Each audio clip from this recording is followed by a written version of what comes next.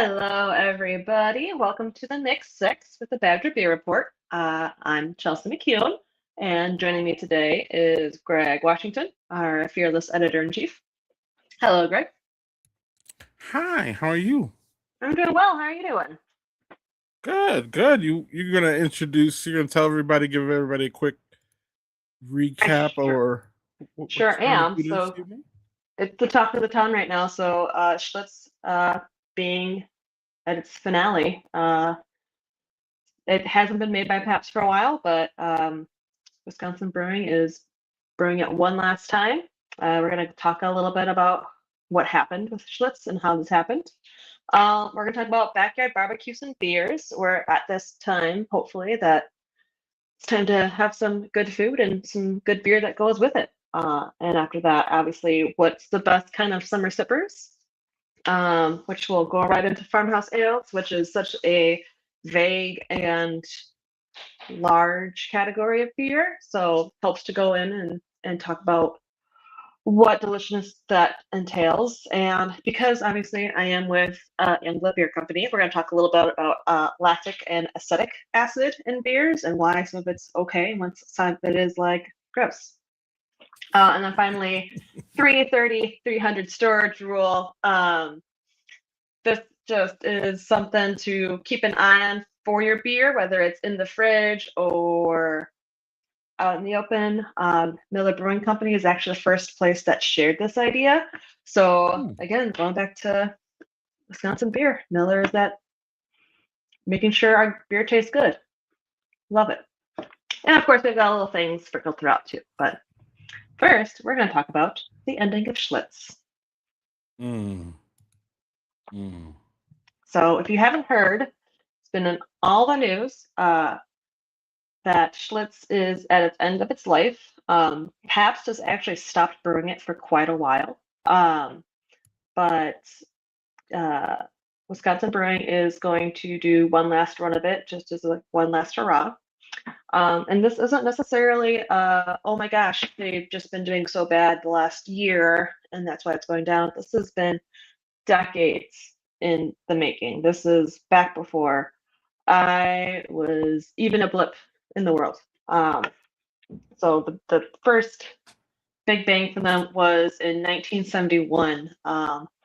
The bean counters at um, Schlitz had decided that they were going to change the recipe. They were going to change the brewing process so they could cut costs, so they can make the same beer, but hopefully for less. And this caused the beer to spoil on the shelf, which is not something that you want, especially a light beer. That's as soon as it gets that funky taste, it's not something you can get out of your mouth anytime soon. And then that caused a lot of their fans to no longer be interested in getting Schlitz and move on to other beers that were in the area. And then in 1981, there was a union strike. This crippled production. They couldn't make beers anymore. And obviously, this brought a lot of financial issues to the brewery as well. So much so that it actually caused the home brewery to close. Um, in 1982, a year after this union strike, Stroh Brewing Company, I think I pronounced it right, acquired it. Didn't do too much with it, just kept assembled Schlitz. And then in 1999, we saw Pabst Brewing pick it up. So Pabst has been doing it for a while, but recently they have been contract brewing it out of an Anheuser-Busch plant in Texas.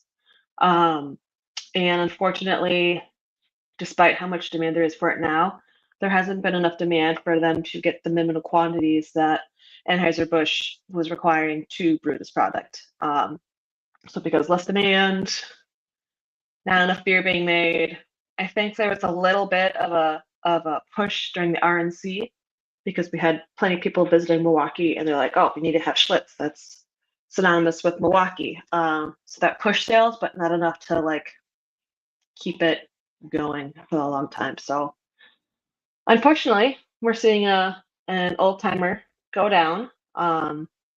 But if you're looking forward to it, well, Wisconsin Brewing Company is making one last pour of it. And have the inside scoop on that, Greg? I don't, but I will be looking for it on this Thursday. Thank you, Chelsea, for that little plug. Plug there. But yeah, this Thursday. I don't have a time yet. Kirby is still working on the time. He is very busy with the publicity of this and to prepare for the brew, I believe, which is Saturday. So I will be talking to him on Thursday. I'm anxious to talk to him about how did he come into this, this opportunity to do this? Why did he want to do it? Why does he feel it's a big thing? Also, Lake Louie, Chelsea, has been doing all kinds of things. They were at the ballpark, they're not there anymore.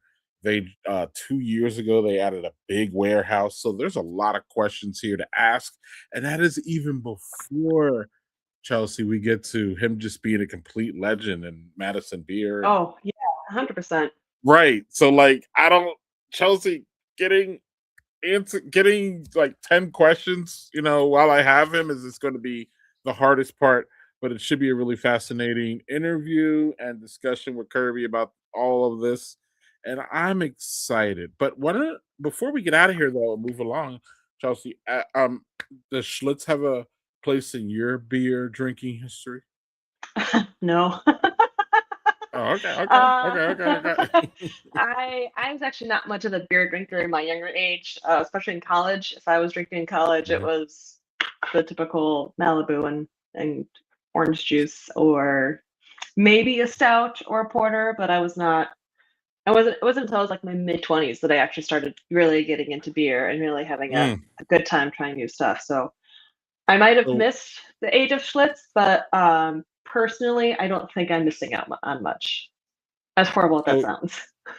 Yeah. So even in your big beer, watered down beer drinking years, Schlitz was not a part of that. So no, neither wasn't mine. Yeah, I'd say if I'm drinking a light beer, if I'm drinking a domestic, it's usually a High Life. That's my usual go-to. Right. And I've had once or twice Schlitz malt liquor, and I'm glad that one is going to be retired. I'm getting that really good. So, woof, that one is. So, it's. I think it's the nostalgia that people are feeling. I think so too, and especially like now that we're getting into the hot months when everyone's looking for a light beer or something that you can just sit on your back porch or patio and pound drinks. There'll be one less there, but we've got plenty of other great beers to drink when you're grilling outside. I just put a little quick pairing thing. Obviously, this is not the end all be all, but just kind of stuff that I thought, when you think barbecue, like one of my ideas was, grilling a chicken, like having grilled veggies, a spatio Farmhouse Ale goes great. It's not overpowering. It's just nice and smooth. So with poultry or veggies that don't have a lot of robust flavor, it's a really nice complement to that. Similarly, if you're doing burgers and brats, and these are kind of interchangeable too, I have Wisconsinitis, 3 Sheeps, they're cream ale. Also crisp, really clean, a really good palate cleanser when you're having heavy food like double bacon cheeseburger or what was it? I think they made a Dr. Pepper brat or Dr. Pepper inspired brat. A cream ale would be great for little in between refreshers so that it's not just heavy on your tongue the entire time. But what is really great for heavy beers is briskets and ribs. Pretty much anything if you smoke out in a smoker. My husband loves making pork butt and brisket. I love eating pork butt and brisket. So the Central Waters Bourbon Barrel Stout. It has that sweetness to it. It has that heaviness to it that really complements the smoked bark and the meltiness of meat. And then sometimes you just want a kind of a hoppy, citrusy beer. So like Hopalicious from Ale Asylum and Carbon 4. It's really great for if you have those fatty, well marbled meats. It'll cut through that richness to it, especially with having a little bit of a citrusy aftertaste to it. Kind of helps balance the whole plate that you're enjoying, hopefully outside. Ah. Yeah, but like I said, this isn't the end all be all. Obviously, this is a choose. Like sometimes you want a light beer with a brisket. Go for it. These are just some of my ideas. If you're looking to have a barbecue party, maybe stock a couple of these beers and have a great time with your friends. That's really the big takeaway with all of this. And a nice variety I see our certified Cicerone gave us. And also our distribution knowledgeable person. I was going to call you distribution friend, but I don't know if that's I don't know if I that's was good. actually But I was working with my distributor today, so yeah, you can say we're friendly. right. But all of these here are available, I believe, for sure, Wisconsin wide for the most part.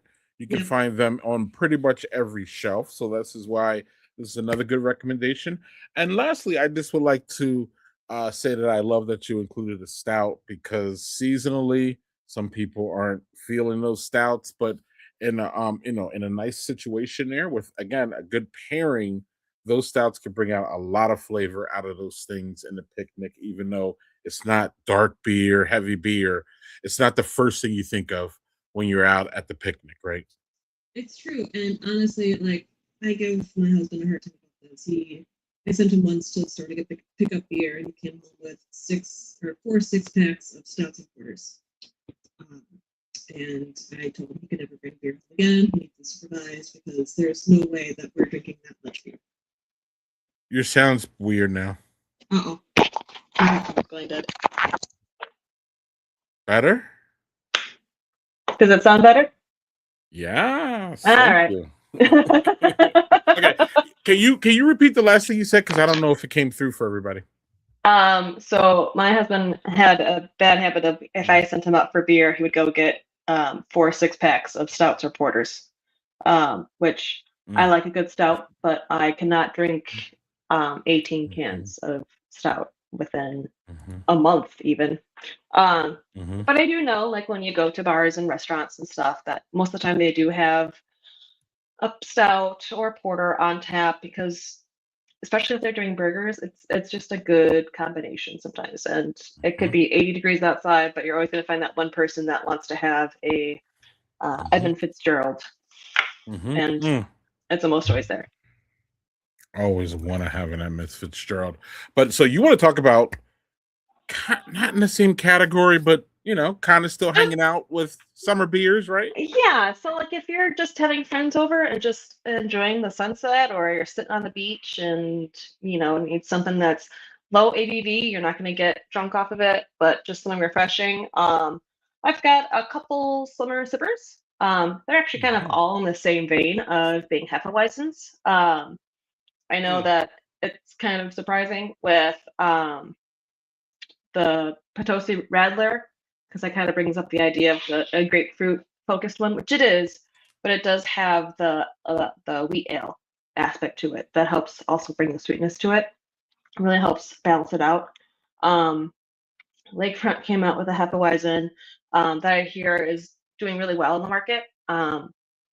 I unfortunately am not a wheat person. That's the only beer that I cannot stand. But I've heard some feedback from people saying that it's a really great light beer. It's a German style wheat ale. Namely Joel. I know Joel was really excited they had a good one. And then, as much as they're, kind of the bigger brand now, the Leinenkugel Summer Shandy. I mean, even selling some other beers in the past, I'd always like, yeah, you can make your own summer shandy. It's kind of just become synonymous with a summer beer in Wisconsin of just a light beer with lemonade. Summer shandy is still a sweet, malty, weedy body that has a little bit of lemon in there. So honestly, it looks like summer sippers are usually just Hefeweizen based, which is great. I mean, that's usually what everyone's seasonal is kind of wrapped around on. Mhm. Yeah, it's that time of year. Love it. Love it. I love it. I love it when these styles come out. I've evolved as a Hefeweizen fan. Before we move along, I've come to love them more, the subtlety of that. But the thing is the banana, Chelsea, I had to get over that. Mm, And sometimes that a little bit of butter. I'm really butter adverse, so when get a little bit of it, it's just just really, like, really nope. bad. Right. So I had to differentiate that in my head that sometimes, Hefeweizen shouldn't have butter, but that butter sensation and that banana clove thing kind of comes close, if that makes sense on the palate, if that makes It sense, does. at I mean, least if for you're me. if you're having something that's bready, kind of like sometimes that buttery taste is almost kind of synonymous with the bread taste. So that Right, makes right, sense. right. Yeah, Absolutely. yeah. Um, Absolutely. I think for me, it's just it might be the cloves to it, but there's just something Mm, that's just like too bitter for me that I can't. I'll drink an IPA, I'll drink a double IPA, I can't do a Hefeweizen, and I've tried so many times, and I'm just like, no, not for me. mm, That's okay. mm-hmm, Everyone has different tastes. mm-hmm. And another style you want to get funky now. I do. So this is I always feel like people get farmhouse ales. They get so confused because they're like, is it a farmhouse ale? Is it a saison? Is it a cream ale? So farmhouse ales is more of a general description of all of the above. Um, they are traditionally they were traditionally found in Belgium and France. They have different meanings. So saison is the Belgian form of a farmhouse ale, and then there's Bière de Garde, which is the French version of it. Um, Mm, they're all light beers. They have usually like a creamy taste to it. They do have a little bit of pepper or clove sometimes, not necessarily all the time. Usually have a dry finish, and they are usually not clear. There's some kind of haziness to it, but it's like a golden or pale color. Um, and one of the reasons why I wanted to bring it up was because I had the Beam and Barrel Dauphine recently. Um, it's their Beer de Jardin. So tasty. I will go back to my favorite bar if they still have that and keep drinking it. He's actually surprised that it's still on tap, and so am I because it's one of those beers again that is just a nice, smooth sipper. There's no strong bitterness to it. There's not a super strong sweetness to it. Um, and I think this one is just under 7%, the Dauphine is. But of course, we all know the most famous farmhouse ale in Wisconsin is the Spotted Cow. Um, Sometimes they get the shaft when people say, "Oh, it's not a farmhouse ale; it's this kind of ale." But I think it's actually smart of them to go with farmhouse ale because it kind of, like I said before, encapsulates that whole um, idea of being a yeast-driven, soft, creamy beer. Um, mm-hmm. and I'll drink it sometimes. I mean, there's plenty of other choices out there too, but if it's between that and Budweiser, I'll go for the Spotted Cow. Mm-hmm. Mm-hmm. Shout out to Venture Brewing Co. for also number one, actually, before we get, or shout out to Venture Brewing Co. for the Heights. That's one of my favorite Mm. saisons here in Wisconsin. And I also noticed that did you mention Joel's favorite saison there is on the I left? did not. I was looking up Wisconsin saisons, and then I saw Supermoon. I was like, oh, yep, I know. We have a super fan in the group. So that is kind of why I added it on there. Oh, okay, okay, okay. Good one, good one. Are you familiar with that one? I am not. I've always wanted to visit their tap room, but I just haven't had the time to do Oh, it yet. yeah, that's a really, really good one. Highly recommend it. Joel and I go back and forth on this. I just prefer Simon and Rob's Saison to that one, but they're both really, really, really good. So can't go wrong either way. Out of Milwaukee there with the Saisons for sure. And not too many of us brew Saisons. And by us, I mean, the community, right? Or no? In No, Wisconsin specifically? yeah, I think it's definitely again, it's another one of those seasonal ones, but I think if they have the choice between a Hefeweizen and a Saison, they'll probably go with a Hefeweizen instead. I feel like Wisconsin is definitely more wheat biased, I guess you could say, instead of yeast. But I mean, they both have their spots in the beer world, and I hope that more people make Saisons because they're delicious. They are delicious. And then the last style you would like to talk about is this, it's kind of funky, right? The acid or the lactic acid? Sours. Oh, yeah. Well, because I work for a company that is super well known for their sours. I actually don't know how exactly we make our sours, just because Kyle has it's his own method of making them. So he prefers to try to keep that close to the chest, which I totally understand.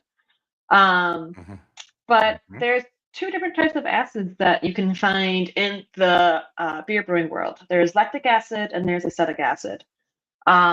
They both have certain ways to use them correctly, but most of the time you're going to find lactic acid in like your Berliners, your sour stouts, fruit punch sours, just because the lactic acids are a little more soft, with a lingering tartness.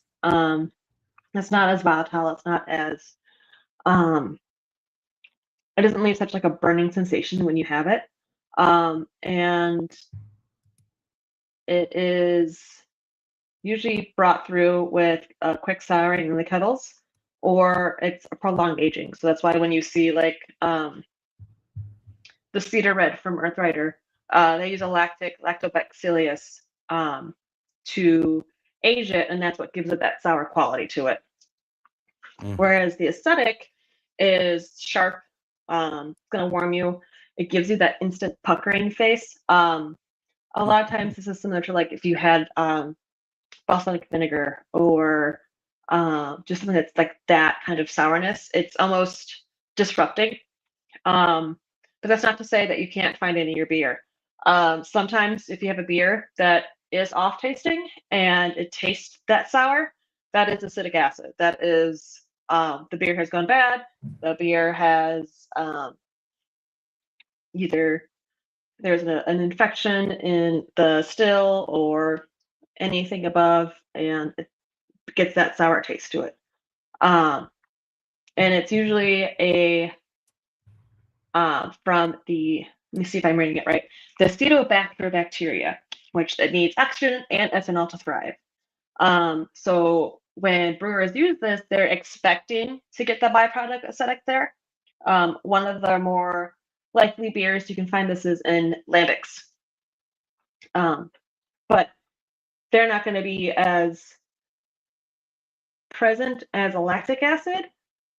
You just need just a little bit of acetic acid to get that puckering flavor, whereas lactic acid, you can play with it a little more and let it linger a little more to give you that soft, tart flavor, rather the in-your-face kind.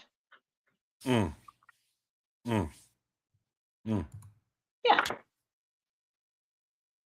Just give me all the sours. Agreed. And you know when you can get all these sours, Greg? Where? You can get them at Youngblood at our brand new tap room that is having our grand opening on May 29th. It's like a week and a half away. Yeah. I should be doing something like clapping. There we go. Any details you would like to drop while we're here?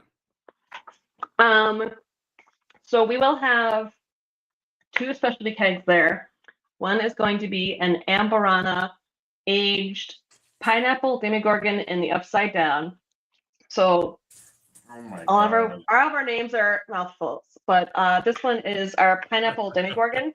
It is a pineapple upside down cake pastry sour, and we aged it in these Amburana wood to give it more of a vanilla undertone. So it's gonna be like a super, almost like a thick vanilla pineapple upside down cake, but in liquid form. Mm. Mm. And then we also have a barrel aged espresso stout as well Mm. that will be pouring there, as well as all of our other favorite beers. We'll have Pony Club there. Most of our draft will be on there as well, and we'll be serving some tasty food as well. So it's gonna be a blast. Get there early, just to make sure you get a parking spot. Otherwise, you're gonna probably walk a little bit, but I mean, it's a good thing to walk off some of those calories from those beers. Le- yeah, let's talk food real quick. Is this the same food that we know from like King Street? I wish I knew. I Okay. have not Oh, heard anything yet about the food. I know we okay. have an executive chef that we've hired for the area. He's gonna put his own fun little twist on things. Okay. I hope they have the crunch wrap because I love the crunch wraps we have Well, I at the was King gonna Street. you stole my thunder there because I was like, I'm as sorry. long as y'all have the crunch wrap, we're good. And you probably already heard about the crunch wrap from me. As long as we have the crunch wrap, I'm set. And also, do you know? I'm not expecting it, but I have to ask about the Bears Still Suck beer. I don't know if we'll have that on draft. Okay. I do hope we Okay. do bring it back again this year because You that was such a sleeper hit. It hit the market and it just flew. It should have. It was an amazing hazy. It's a hazy pale ale. Okay. Listen, y'all, don't get scared away by the hazy or don't roll your I know y'all hazy haters are rolling your eyes. This one was amazing one. Great, light drinker, crisp. It was just It all was right. great. Yeah, so that is once again next. It is May 29th. I believe it is 3 to 8 p.m. is the grand opening, but it might be later. Don't necessarily quote me on that. I will be there. I just might be a zombie because I'll be coming back from a road trip, but come say hi. Absolutely. Oh, well, okay. Actually, as for the record, y'all, a little inside ball. Chelsea is the executive producer of this show at this point. I am the associate producer, right? But when the executive producer misses something, we got to go back. So, It's true. Chelsea, we didn't talk about 30. Oh, 330, 300 storage rule. That Let's is go. correct. Did you get a graphic on that? Or are we good? I did not get a graphic on that, Okay. but Okay. Cool. But go ahead. I mean, you know it better than I it's did not because going I to wasn't be. when you presented this to me, I wasn't that familiar with it actually, and I was like, wait. So you So can this share is your actually, screen if you want. Yeah, if you got a screen, you can share your screen. I can put it up, or we can just talk about it. But either way, we need to hear more.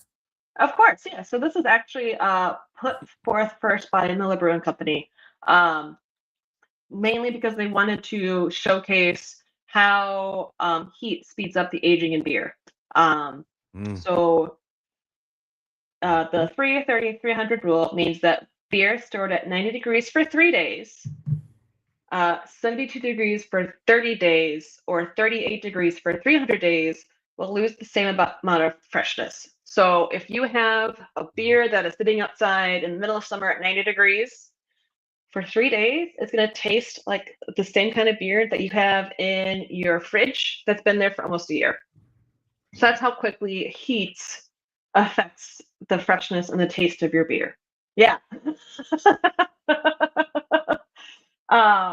Obviously, this isn't like across the board. I mean, stouts are going to be fine for the most part, just because that is the kind of beer they are.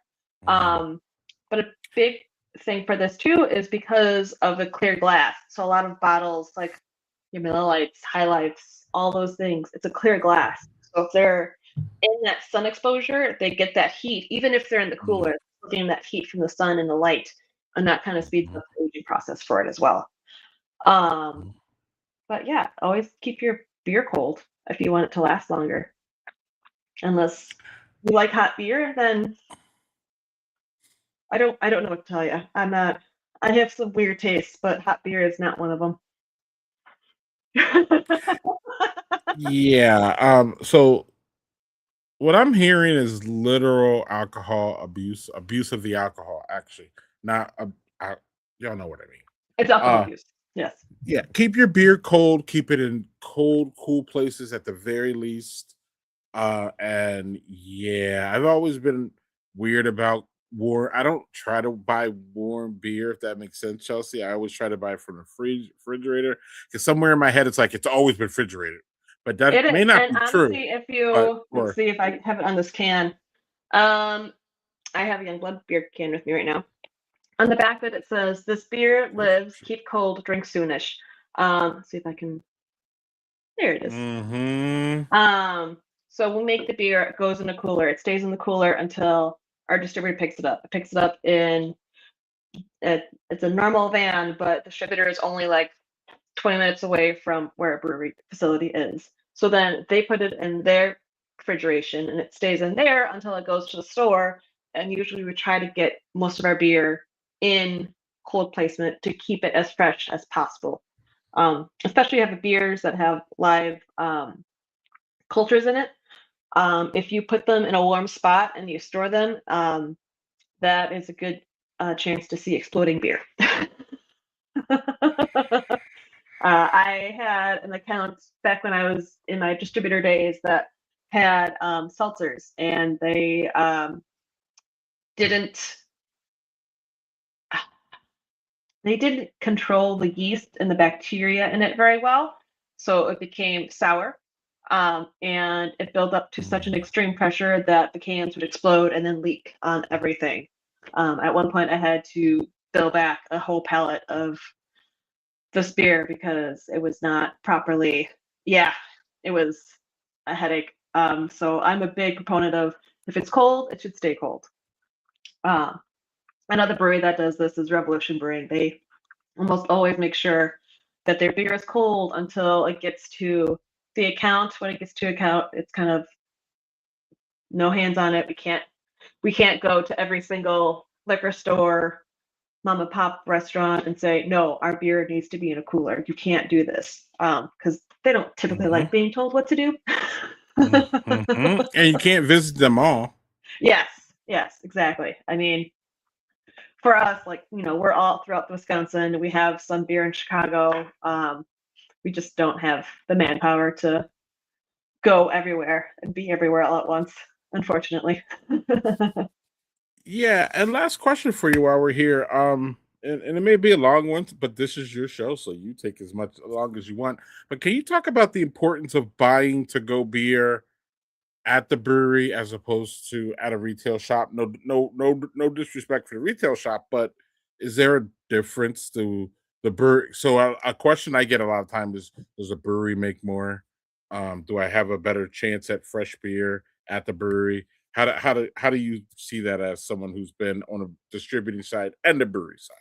So sometimes if you get it from the brewery, it might be cheaper. There is other costs that go into when you give it to a mom and pop shop. So if we sell our beer 4 packs at the brewery, um, there's still the same amount of effort goes into that. We still have to make the beer, we still have to can the beer, we still have to quality test it, we still have to move it from the brewing facility to the tap room, um, which all adds into the price of it. But where it's different is when it gets to the distributor, then we're paying the distributor to pick up this beer. We're paying for the gas for that truck to pick up the beer. We're paying, for them to store it for however long. And then they have to charge that price to the consumer, accounts, mom and pop shops, that kind of stuff. And then obviously they have to make their money back as well. So it's usually about a 6% markup from what we charge the distributor to. So sometimes breweries will have different prices. Sometimes they'll keep it the same just so that, people don't feel like they're cheated. But I always feel like if you're really looking for a beer and sometimes it's really hard to find beer, it's way better to go to the brewery and find it there. Most likely more fresher. It's most likely been cold. Again, like, if they're distributing it between the tap rooms, the facility, they're going to make sure that beer stays cold and it's at the best it can be.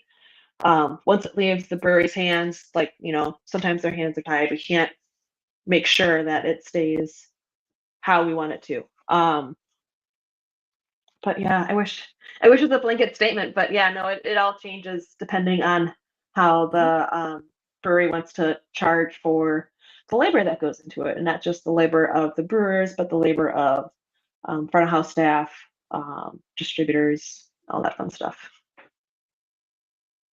Yep. And as someone who's not worked in the industry in this way, don't listen to me, y'all, but I love to always say, or listen to me on this maybe. Visit your brewery always if you can. The retail shops are, more convenient. And again, get to them when you can. But if you can stop by the brewery, you definitely have a wider chance at different things going on. And as Chelsea, I believe, said very astutely here, they get more of the cut at their brewery. So, yes.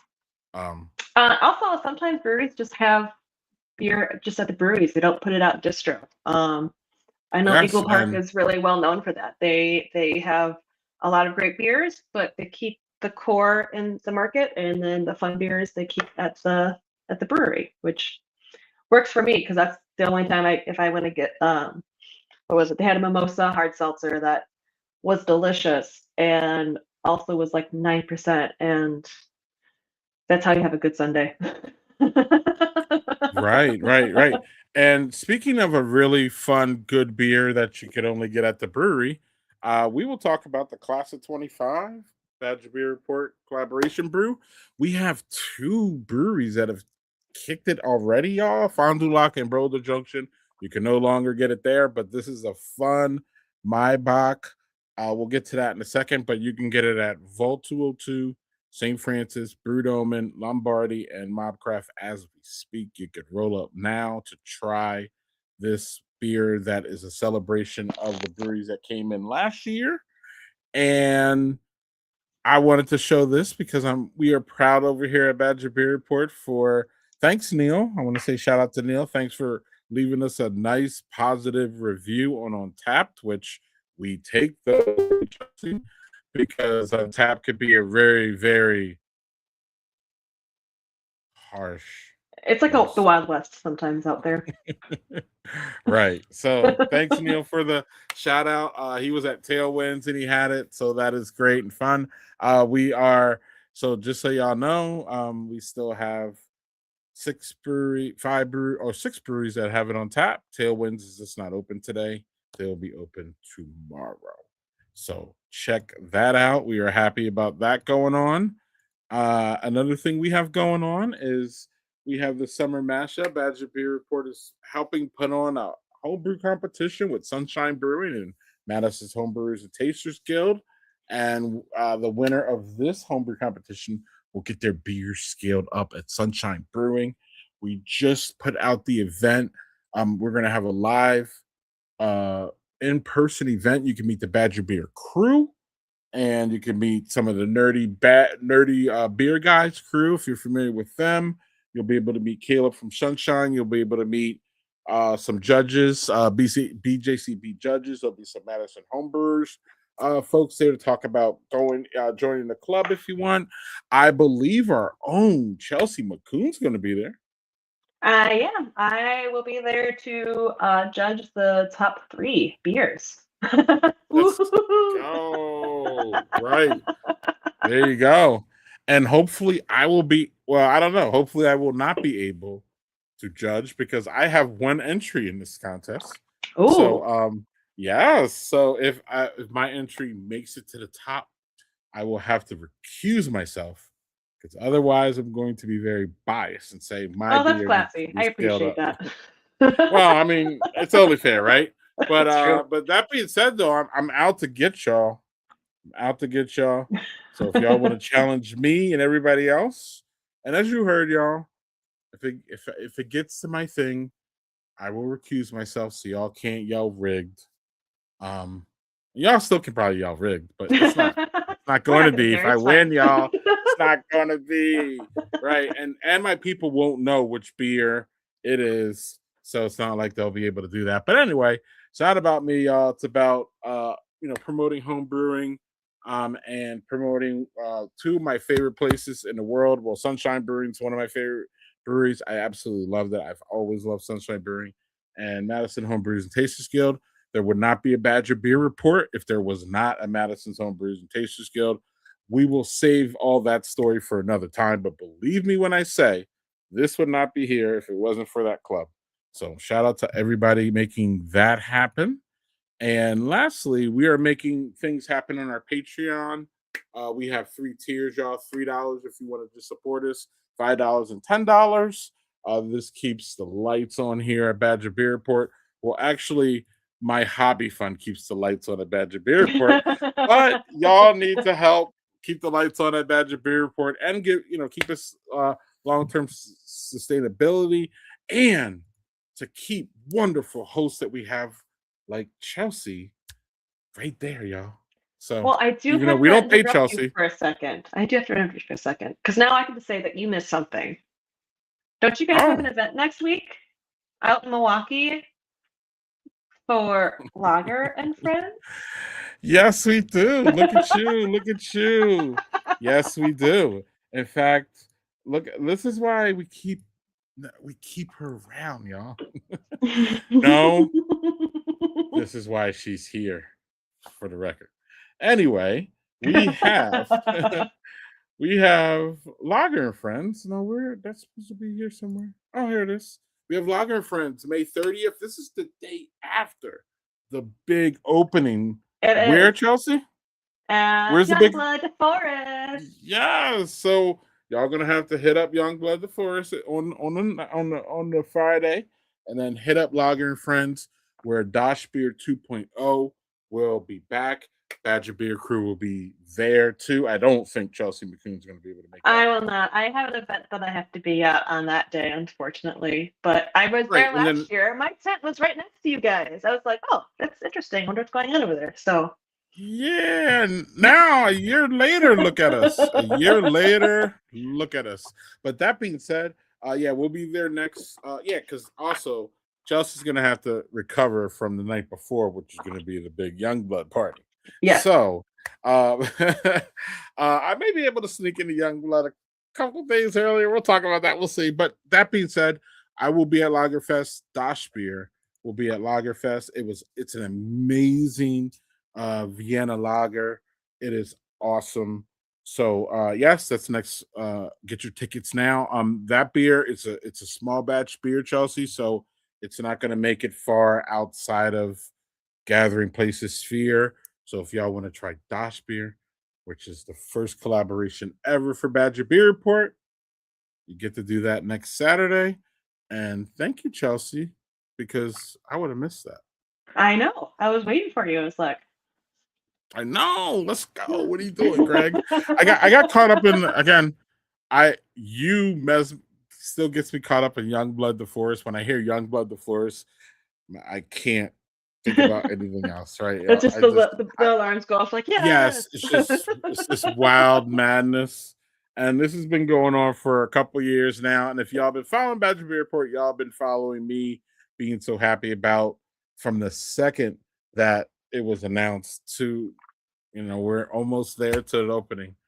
So yeah, Chelsea, this is your show, so I need to shut up and let you take us out. Hopefully I see you all on May 29th at Youngblood Beer Company in DeForest for the grand opening. If not, there's plenty of other times to, catch up with the Badger Beer Report people. And we'll see you next month.